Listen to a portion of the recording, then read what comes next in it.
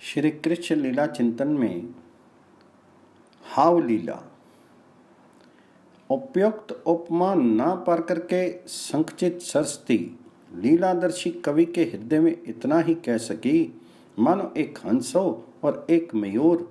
हंस ने तो अपने चारों चक्षु से मोती उठा करके मुख में रख लिया, मयूर ने पन्नगी को पकड़ लिया। इस प्रकार के दौड़ करके बलराम ने ब्रजरानी की नासिका पर शोभित मोती बुलाक को पकड़ा एवं श्री कृष्णचंद्र ने पीठ पर बल खाती हुई वैनी को। दोनों भाइयों ने जन्नी को तत्क्षण गृह कार्य स्थगित कर देने के लिए विवश कर दिया। 2 बार हो चुका। दोनों माखन रोटी के लिए जन्नी को पुकार रहे थे।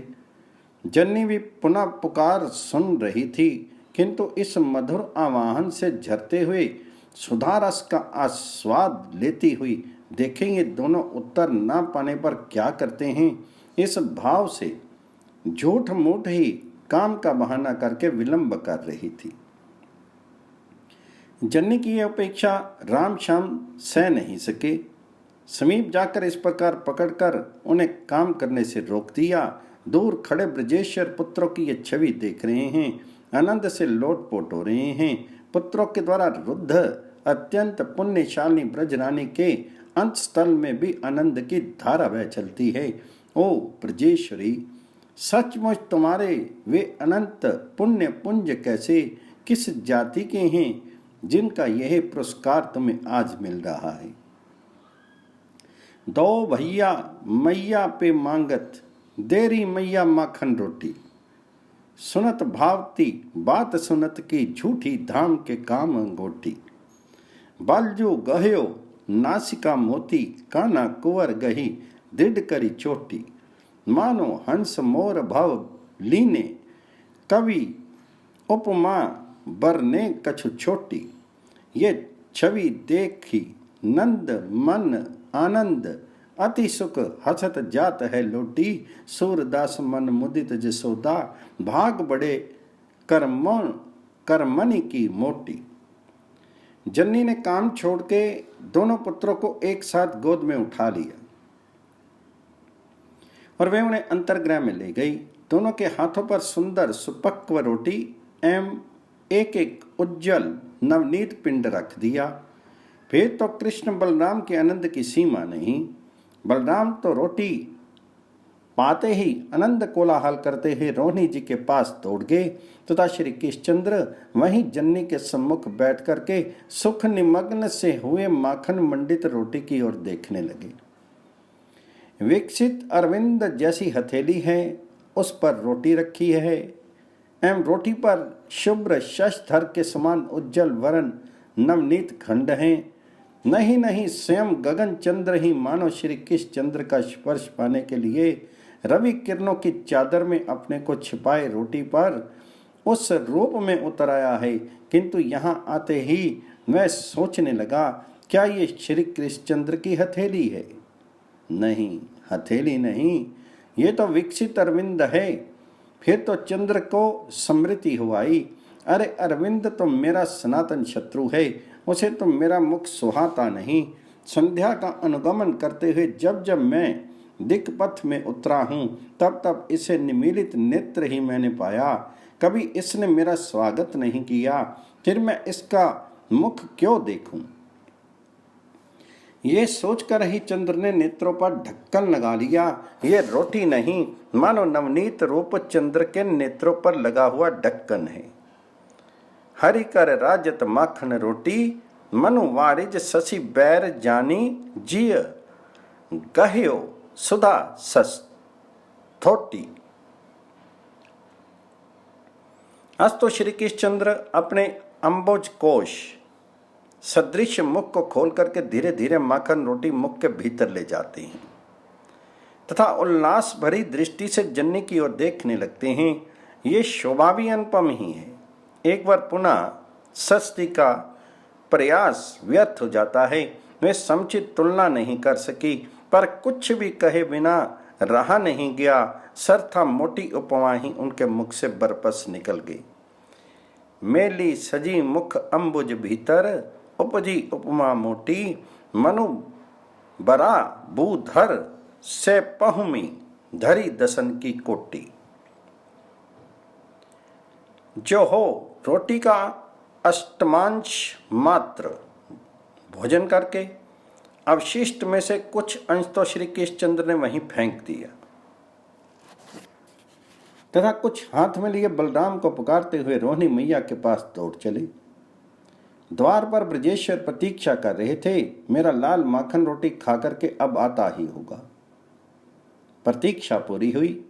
श्री कृष्णचंद्र आए तथा बाबा की धोती पकड़ करके कहने लगे, बाबा तुमने तो अभी कलेवा ही नहीं किया और मैं 2 बार माखन खा आया, क्या तुम्हें भूख नहीं लगती? उनके ये कहते कहते ही दोनों का आनंद उमड़ा। 2 धाराएं 2 ओर से बह चली। ब्रजेश के नेत्रों से अश्रु जल के रूप में, श्री कृष्ण के श्यामल अंगों से नृत्य के रूप में अपने नेत्र पहुंचते हुए बाबा देख रहे हैं तथा श्री कृष्णचंद्र नृत्य कर रहे हैं। नग्न नील अंगों से ज्योति झड़ रही है। बंदूक वरण अधरों पर हास्य है। जननी के द्वारा स्नेह से सवारी हुई अपनी चोटी पर हाथ रख के उल्लास में भरे समस्त अंगों को नचाते हुए वे नाच रहे हैं। नवनीत सिक्त होकर श्री कृष्ण अधर अमृत में स्नान कर वहां बहती हुई आनंद धारा के तट पर रोटी का एक टूक भी शांत पड़ा है। नगन गात मुस्कात तात ढिग नृत्य करत गही चोटी। सूरज प्रभु की लहे जो जूठन लारिन ललित लपोटी। नाचते हुए ही श्री कृष्णचंद्र बलराम की ओर चल पड़ते हैं। फिर बलराम को साथ लेकर सैकत पुलिन की ओर गोप सखाओं की मंडली जुटते देर नहीं लगती। आगे पीछे दौड़कर सभी पुलिन के समीप तमाल वन में एकत्र हो जाते हैं तथा वृक्षों की शीतल छाया में क्रीड़ा प्रारंभ होती है। हाथ तारी देत भाजत सबे करी करी होड़। बरजे हलदर शाम तुम जनी चोट लागे गोड़। तब कह्यो मैं दोरी जानत बहुत बल मो गात। मेरी जोरी है श्री दामा हाथ मारे जात। उठे बोली तबे श्री दामा जाहू तारी मारी। आगे हरि पाछे श्री दामा धरियो श्याम हंकारी। जाने के मैं रहियो ठाडो छुअत कहाँ जू मोही। सोर हरि खींजत सखा सो मन ही किनो कोहिनी। इधर आदि घड़ी भी नहीं हुई किंतु जननी के लिए तो श्री कृष्ण अदर्शन का ये काल कोटि युग के समान हो चला। यदि कुलदेव नारायण की परिचर्या व्यवस्था का भार ब्रजरानी पर ना होता तो वह छाया की भांति केवल पुत्र का अनुसरण ही करती रहती। इस सेवा का भार मैं किस पर सौंपूं, ना जाने कब कौन सी त्रुटि रह जाए। मेरे कुल का, मेरे नीलमणि का मंगल तो एकमात्र नारायण की प्रसन्नता पर ही निर्भर है। उनकी यत्किंचित सेवा भी मैं दूसरे से कराऊं, ये तो कृत घनता की चिरंत सीमा हो जाएगी। ये विचार ही ब्रजरानी को रोक लेते हैं। रोक लें, नीलमणि मन में तो निरंतर नाचते ही रहती हैं। कई बार तो जननी नीलमणि की मानसिक मूर्ति में ऐसी तन्मय हो जाती है कि उसे सत्ता सच मान करके उसी से सुखी दुखी हो जाती है। काल की ही तो बात है। ग्रीष्म के आतप ने एक क्षुद्र बवंडर का संचार कर दिया। तरु श्रेणी एक बार वेग से हिल गई। नंद रानी के मन पर नाचते हुए नीलमणि एवं इस वायु प्रवाह का संयोग हो गया। साथ ही सजातीय उपकरण पाकर के अंत चेतना में तृणावर्त दैत्य की संचित स्मृति भी ऊपर उठाई। बस फिर तो नंदरानी सत्य को भूल करके तृणावर्त का उत्पात उसी क्रम से प्रत्यक्ष देखने लगी। जननी के नेत्र के सामने एक बार वही दृश्य नाच उठा। आकाश भूमि धूरी पूरी वृक्ष चूरी हयो गे। प्रचंड धुंध काल सो दिशा विभाग छवे गए। अदृष्ट दृष्टि दुष्ट दे पुष्ट बीज देखिए। अघात शब्द को करे गरज गाज लेखिए। अभीर भीर पीर सो सपीर धेनु जाल में। अकाल ग्वाल देखी के बिहाल ग्वाल बाल में। निहारी बाल रूप को सगर्व दूर है गयो, प्रकोपी नंदलाल को उठाई व्योम ले गयो।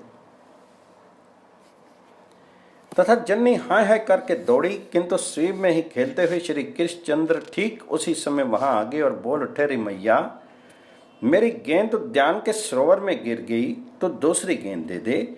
इस ध्वनि से अमृत की धारा बह चली। धारा में जन्नी का मिथ्या स्वप्न बह गया। नीलमणि को हृदय से लगाकर जन्नी पुलकित होने लगी। इसी प्रकार कभी कभी श्री कृष्ण के बाहर खेलने जाने पर अतीत की सुखमय स्मृति भी सजातीय उद्दीपन कर पाकर जन्नी के मन में ऐसी गाढ़ी हो जाती है कि जन्नी अनुभव करने लगती है, मानो इसी क्षण वास्तव में यह हो रहा है। इतना ही नहीं, तदनुरूप चेष्टा करने लगती है। अभी उस दिन की बात है, वह साखी अष्टमी थी। ब्रज सुंदरियों से परिवृत्त होकर के ब्रजरानी अपराजिता पूजन कर रही थी। इस अष्टमी की भावना ने ब्रज सुंदरियों में भाद्रपद अष्टमी की स्मृति जगा दी। पूजा के बीच में ही वे सब जोड़ने लगी कि श्री कृष्णचंद्र की द्वितीय वर्षगांठ में कितना विलंब है। वे दिन गिन रही थी और ब्रजरानी के नेत्रों के समक्ष प्रथम वर्षगांठ नाच रही थी। क्षण भर में ही ब्रजेश्वरी की वृत्ति जन्म महोत्सव के समीप जा पहुंची और उसमें ऐसी डूबी कि यशोदा रानी अपने को उस समय प्रसूति गृह में बैठी अनुभव करने लगी। वे देख रही थी मंगल साज से सजी, विविध श्रृंगार धारण किए सहस्त्र सहस्त्र ब्रज सुंदरियों की अपार भीड़ उमड़ रही है, मेरे नवजात शिशु को देखने आ रही है। सुनी शिशु पिय प्यारी, नंद के धाम धारी, कर गही भरी भारी, सोज आनंद थारी। उन्मद गति राजे, मत मतंग लाजे, मणिगन पट साजे, रंग सोधे बिराजे। मृदु तन वर बेली, संग सोहे सहेली, भुज भुज गही छेली, काम की कोख चेली। मदन कल कलासी, अंग शोभा प्रकाशी, छवि तड़ित लतासी, सोहती मंद हासी। सुख बस मुख खोले, जातु राकेश जोले, मधुकर मधु डोले, कंज के कोस मोले। और भरी छवि शाला, मंडती मुक्त माला, मुखरित सुर जाला, किंकनी रव रसाला। कटी तर दुति दैनी, डोलती चारू बैनी, कल रव पिक बैनी, गीत गावे सुनैनी। झल झल झल सोहे, देखी को होए न मोहे, धुनी सुनी मुनि छोहे, मंजो मंजीर जोहे, चली सुवन निहारो, चंद शोभा उज्जारो। तन मन धन वारो, चित्त छोड़े ना प्यारो, एक टक मुख राहे, नैन ओरे ना चाहो। फिर फिरी अवगाहे, रूप पावे न थाहे। रोहिणी बहन, प्रसूति गृह का द्वार सरथा उन्मुक्त कर दो। इन सब को जी भरकर मेरे पुत्र को देख लेने दो। ब्रजरानी पूजा छोड़कर ये बोल उठी। गोप सुंदरी ने ठठाकर हंस दिया। फिर वे ब्रजेश्वरी को ज्ञान नहीं, पूजा संभार हाथों में लिए शांत बैठी है, मानो गोद में पुत्र को लिए बैठी हो। पूजा स्थगित हो गई। गोपिकाओं को कोई उपाय नहीं सूझा जिससे वे यशोदा रानी को जगाएं। आखिर हंसती ही रोहिणी जी दौड़ी आई, ढूंढकर श्री कृष्णचंद्र को खेल छुड़ाकर ले आई। उसने पुचकार कर कहा, बेटा नीलमणि, देख तेरी मैया पूजा से रूठी बैठी है, तो ठोडी पकड़ के मना ले मेरे लाल। रोहिणी मैया की बात मान करके श्री कृष्णचंद्र अपनी धूल दूसरी तंगों को जन्नी के वक्षस्थल पर डाल करके चिबुक पकड़कर बोले, अरे मैया, तो पूजा से क्यों रूठी? अब जाकर कहीं मैया को वस्तु स्थिति का भान हुआ। वे भी हंस पड़ी, फिर से स्नान कर पूजा में लगी। अस्तु ये श्री कृष्ण स्मृति ही, जिससे मैया अत्यंत आवश्यक कार्य में, जो कार्य उसके बिना हो ही नहीं सकता, उसमें लगी रहने के कारण श्री कृष्ण से अलग रहती है। उस समय उनके जीवन का आधार है।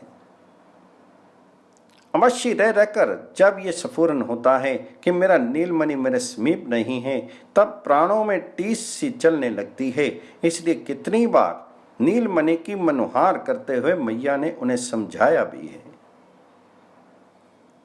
इन अखियनी आगे ते मोहन एको पल जनी हो नियारे, हाँ बड़ी गई तरस देखे बिन तलफत है नैनन के तारे। और सखा बुलाई आपने यही आंगन खेलो मेरे बारे, निरखती रहो फनी की मनियों सुंदर बाल विनोद तिहारे।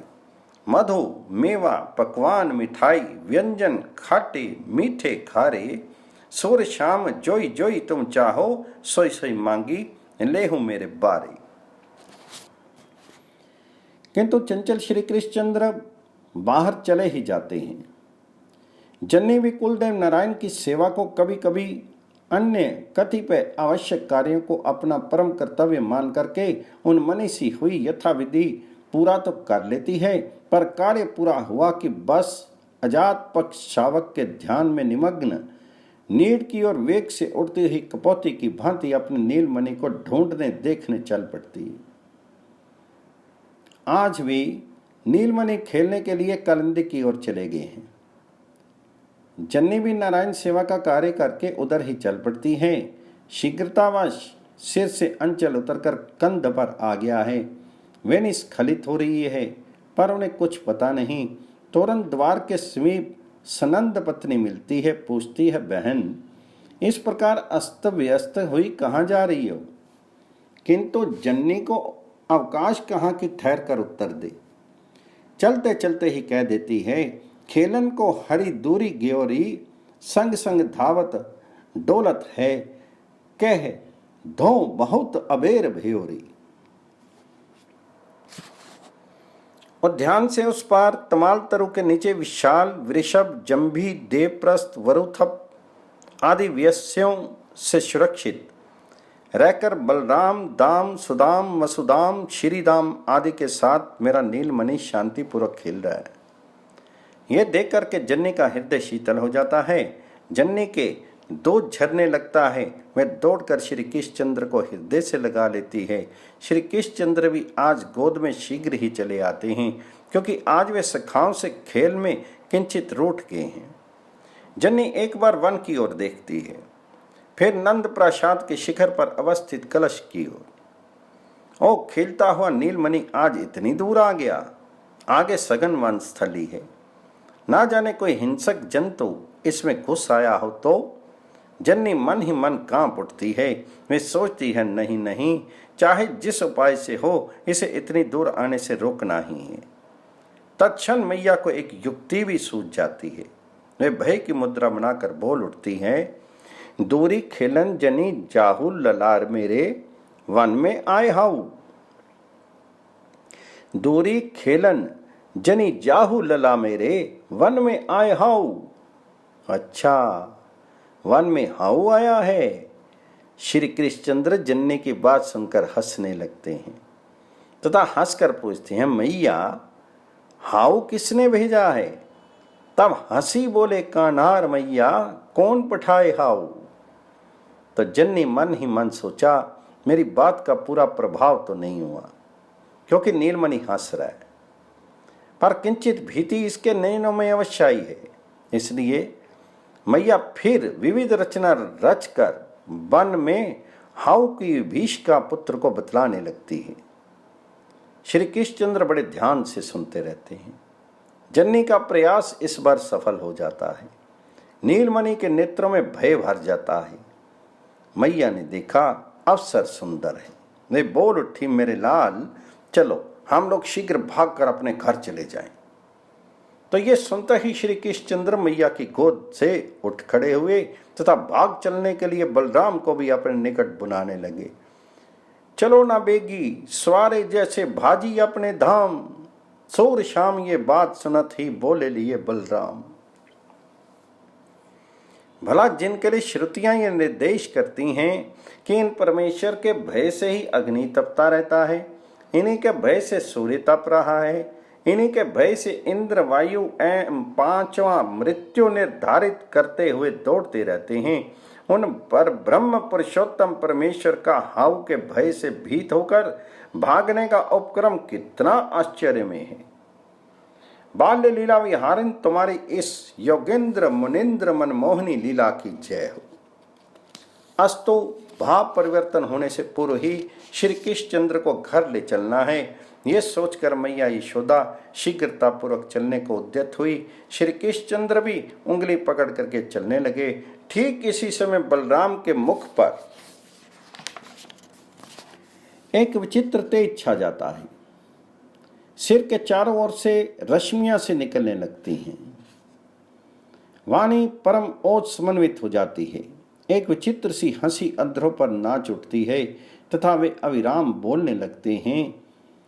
चारी वेद लगेओ शंखासुर, जल में रहे लुकाऊ, मीन रूप धरी के जब मारियो, तभी रहे कहे हाउ। मथी समुद्र सुर असुरन के हित, मद्दर जल्दी दसाऊं, कमठ रूप धरी धरियो पीठ पर, तहां न देखू हाउ। जब हिरना कच्छ जुद्ध अभिलाष्यो, मन में अति करबाऊं, धरी बरा रूप सो मारियो, ले छीती दंत अगाऊं। विकट रूप अवतार धरियो जब, सो प्रहलाद बचाऊं, हिरना कश्यप बपू नखाने बिदारियो, तहां न देखूं हाउ।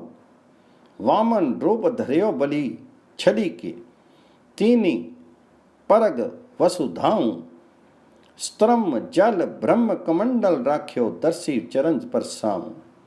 मारियो मुनि विनी अपराधी, काम धेनु ले आऊं, एक इस बार निछत्र करी छीती, तहां न देखूं हाउ। राम रूप रामन जब मारियो, 10 सीर 20 बुझाऊं, लंका चिराई छार जब कीनी, तहां न देखूं हाउ। भक्त हेत अवतार धरे, सब असुरन मारे बहाऊं, सूरदास प्रभु की ये लीला, निगम नीति नित गाऊं। श्री कृष्णचंद्र भूल गए अपने उस लक्ष्य योजन परिमित स्वर्णिम मत्स्य शरीर को। तुम्हारे शीर पर उस समय एक बृहद श्रृंग था। उसमें सत्यव्रत की नौका बंदी थी। परले का सागर हिलोरे रहा था। सींग में बंधी वह तरनी तरंगों पर संतरण कर रही थी। सप्तऋषि समस्त प्राणियों के सूक्ष्म शरीर एवं समस्त बीजों को साथ लिए सत्यव्रत उस पर बैठे तुम्हारी स्तुति कर रहे थे। तुम प्रलय समुद्र में विहार कर रहे थे। ब्रह्मरात्रि का अवसान होने तक ये विहार चलता रहा। जब ब्रह्मा की निद्रा टूटी तब तुम शंखासुर हयग्रीव दैत्य की ओर दौड़े। इसी दैत्य ने जिस समय ब्रह्मा सोए थे उनके मुख से निर्गत चारों वेदों का श्रुतियों का अपहरण कर लिया था। हरण करके जल में पाताल में छिपा बैठा था। मत्स्य रूप तुमने उस दैत्य को मार डाला। वहां उस दैत्य के आवास में तथा परले समुद्र के किसी भाग में तो हाव नहीं मिला। बताओ कहीं था क्या? तथा उस दिन की बात याद करो। समुद्र मंथन होने जा रहा था किंतु वह स्वर में मंदर अपने भार से समुद्र में निमग्न होने लगा। बलवान देवों ने असुरों ने सारी शक्ति लगा ली पर वे मंदराचल मंथन दंड को थाम नहीं सके। मंदर डूब चला। देवों का मुख म्लान हो गया था पर तुम्हें दया आ गई। तुम तत्क्षण एक विशाल विचित्र कच्छप का रूप धारण करके जल राशि में प्रवेश कर गए। डूबते हुए मंदिर को पीठ पर रखकर ऊपर उठा दिया। तब कहीं समुद्र मंथन हो सका पर हाउ तो समुद्र में भी कहीं नहीं दिखा। तुम्हारे उस लक्ष्य योजन विस्तीर्ण पीठ के समीप कभी हाउ मैंने नहीं देखा। इससे भी पूर्व की घटना स्मरण करो। रसातल का वह देश, तुम्हारे विकट वरारूप की दंष्ट अग्र पर अवस्थित अवनी तुम पृथ्वी देवी को लिए आ रहे थे। बाल गर्भ से मत हिरण्याक्ष ने तुम्हें ललकारा, रे अज्ञ वन पशु, ये धरा तो रसातल की संपत्ति बन चुकी है, इसे छोड़ दे। रे सुकर आकृति सुरधम, मैं जानता हूं तेरा बल योग माया है। इसके सिवा तुझ में पुरुष कहाँ। किंतु अब तेरा कल्याण नहीं, तेरे जीवन की इतिश्री अभी इसी क्षण किए देता हूं। फिर देव ऋषि तो छिन्न मूल वृक्ष की भांति स्वयं ही नष्ट हो जाएंगे। उस समय श्री कृष्णचंद्र, तुम्हें याद है, पहले तो तुमने दैत्य से डरी हुई धरा देवी को जल के ऊपर स्थापित किया, उनमें अपनी आधार शक्ति संचारित कर दी। यह करके हिरण्याक्ष से व्यंग करने लगे।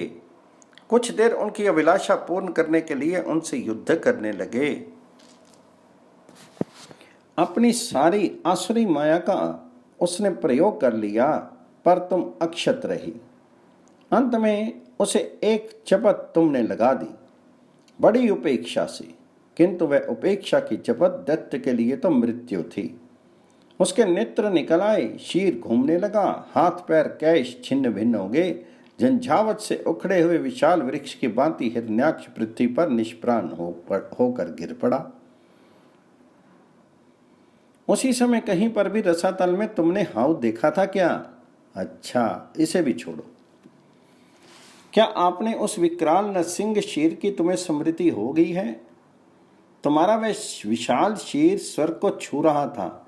ग्रीवा कुछ छोटी पर अत्यंत पुष्ट थी। वक्षस्थल अत्यंत प्रशस्त एवं कटी देशहीन था। चंद्रकिरण जैसी उज्जवल रोमावली सारे शीर पर चमचम कर रही थी।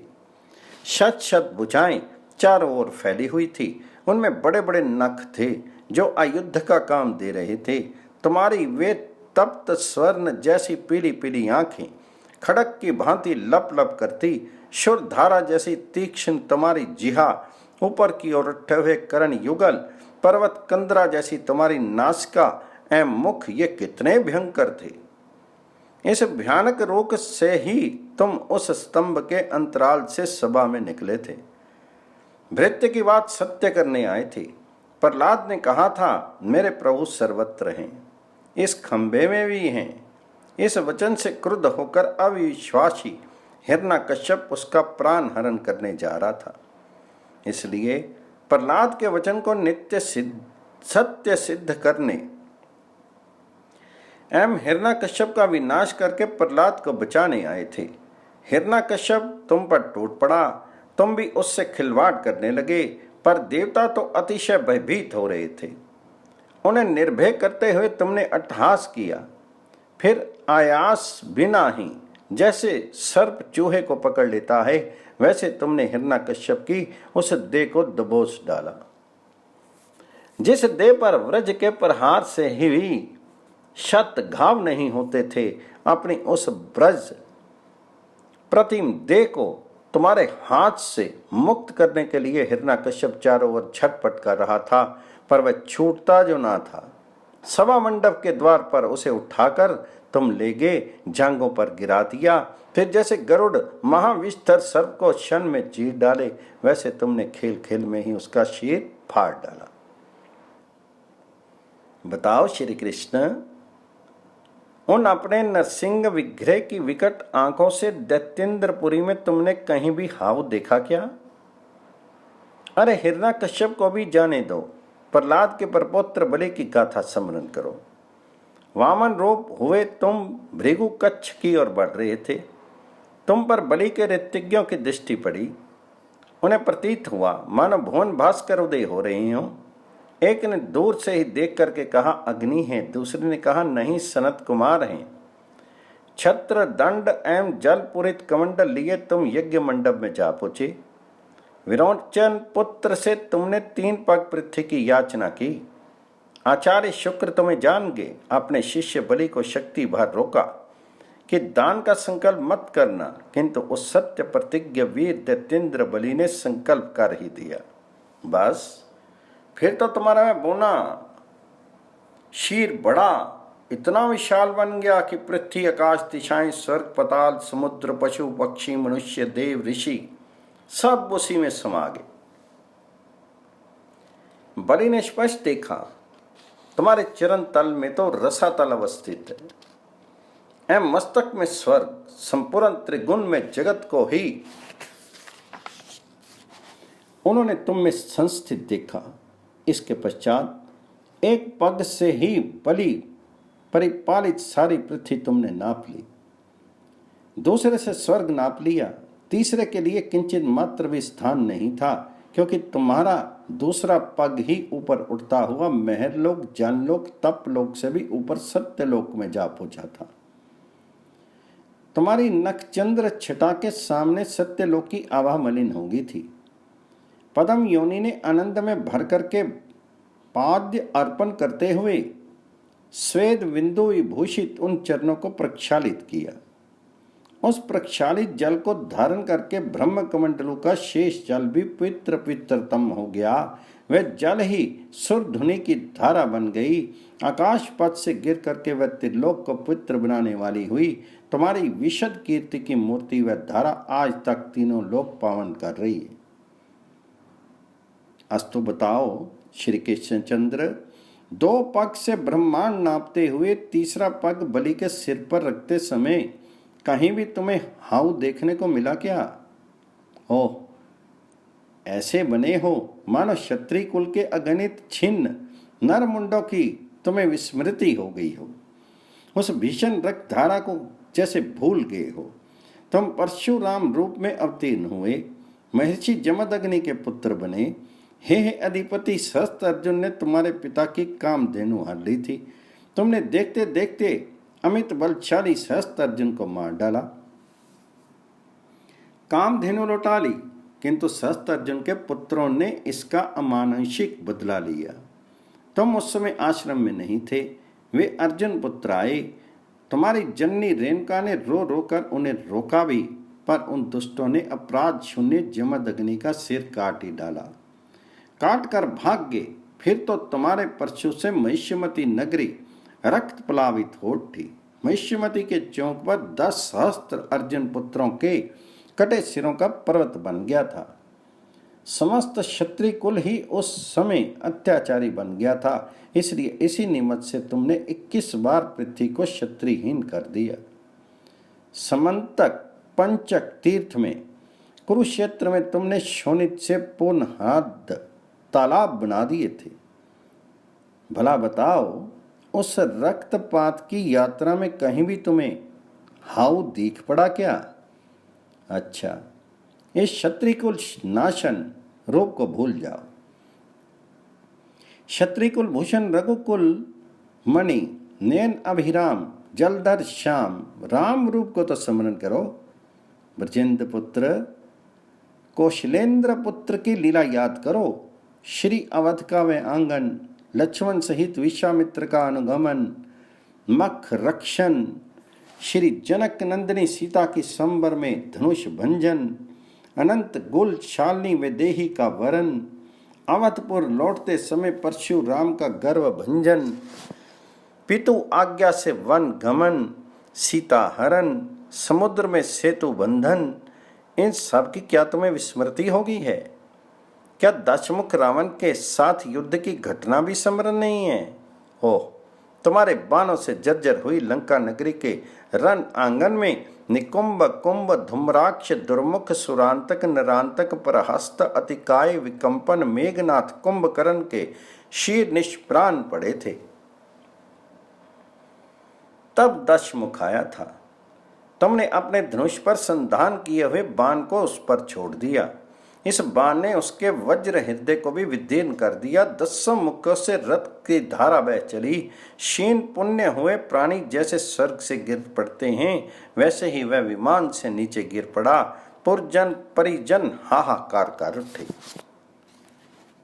बोलो श्री कृष्णचंद्र, श्री रामचंद्र के रूप में तो अवध से लंका पर्यंत घूमे हो, उस पथ में कहीं भी हाव तो नहीं दिखा। इस प्रकार बलराम आवेश में बहुत कुछ बोल गए। जननी यशोदा किंचित आश्चर्य करती हुई से सुन रही है। उन्हें इतना ही प्रतीत हो रहा है कि बलराम उमंग में भरकर उनके इष्टदेव नारायण की लीला गा रहे हैं। जननी सोचती है समय समय पर नारायण उत्सव के समय नटों द्वारा अभिनीत लीलाएं इसने देखी हैं, शोध मागधों के गान इसने सुने हैं। तीक्ष्ण बुद्धि बालक को ये लीलाएं स्मरण हो गई हैं। वे हंसकर आंचल से बलराम का मुख पोंछ कर कहती है, मेरे लाल बलराम, तू तो बड़ी बड़ी बात सीख गया। जन्नी का हंसना था कि बलराम के मुख का वह विचित्र तेज, वाणी का वह ओज, बाल्येतर सभी भाव अंतर्हित हो गए। पुनापुर की माधुरी गौर मुखार विंद पर खेलने लग जाती है। श्री कृष्ण के प्रवाल जैसे अरुण अधरों पर भी मंद मुस्कान तो अवश्य है, पर नेत्र कमलों में जन्नी वर्णित हाव की समृद्धि, तजन्य भय के चिन्ह भी झलक रहे हैं। हाँ, गोप सखाओं के मुख पर अत्यंत आश्चर्य छाया हुआ है। बलराम की बात सुनकर नहीं, आकाश पथ में देववृंदों का तमुल जय जयकार सुनकर। बालक जय हो ये ध्वनि सुन रहे हैं, पर सिर उठाने पर कुछ भी देख नहीं पाते। बाईं ओर श्री कृष्णचंद्र, दाहिनी ओर बलराम एवं बीच में जन्नी है। जन्नी की उंगली पकड़े दोनों घर की ओर जा रहे हैं। पता नहीं कैसे प्रासाद से तमाल वन तरु तक का इतना लंबा पथ क्षण भर में ही समाप्त हो गया और जन्नी पुत्रों को लिए द्वार के सामने आ गई। फिर भवन में प्रवेश कर गई। अनेकों भोजन सामग्रियां परोस परोस कर बड़े स्नेह से सखाओं के साथ पुत्रों को भोजन करवाया। फिर उनके खेल में स्वयं सम्मिलित हो गई। आज का दिन गया, संध्या आई, रजनी आई, उषा आई, प्रभात आया। इसी क्रम से श्री कृष्णचंद्र की आज की क्रीड़ा समाप्त हुई। ब्यारू हुई, वे सो गए। जन्नी की तंद्रा टूटी। श्री कृष्णचंद्र को उन्होंने जगाकर मुख धुला करके, कलेवा करा करके, श्रृंगार करके खेलने की अनुमति दे दी। स्वयं आंगन में बैठकर दधि मंथन करने लगी, किंतु श्री कृष्ण आज खेलने नहीं जाते। जन्नी के पास खड़े होकर तुरंत का मथित माखन मांगने लगते हैं। जन्नी इस माखन का मूल्य मांगती है तो श्री कृष्णचंद्र भी मूल्य चुकाने में संकोच नहीं करते। अमर वृंद के आनंद नाद से अंतरिक्ष भर जाता है। ओह त्रिभुवन नाथ जो आज माखन के लोभ से नाच रहे हैं। जसुमती दधि मंथन करती बैठी बर धाम अजीर, ठाडे हरि हसत नानी दतियानी छवि छाजी। चितवत चितले चुराई, शोभा बरनी न जाई। मनु मुनि मन हरन काज, मोहिनी दल साजे। जन्नी कहती नाचो तुम, देहु नवनीत मोहन। रुणक झुनक चलत पाई, नपोर धुनि बाजे। गावत गुण सुरदास, बाड़ियो जस ध्रुव आकाश। नाचत लोकनाथ माखन के काजे। बाल कृष्ण भगवान की जय, नंद के गोपाल की जय, यशोदा मैया के लाल की जय।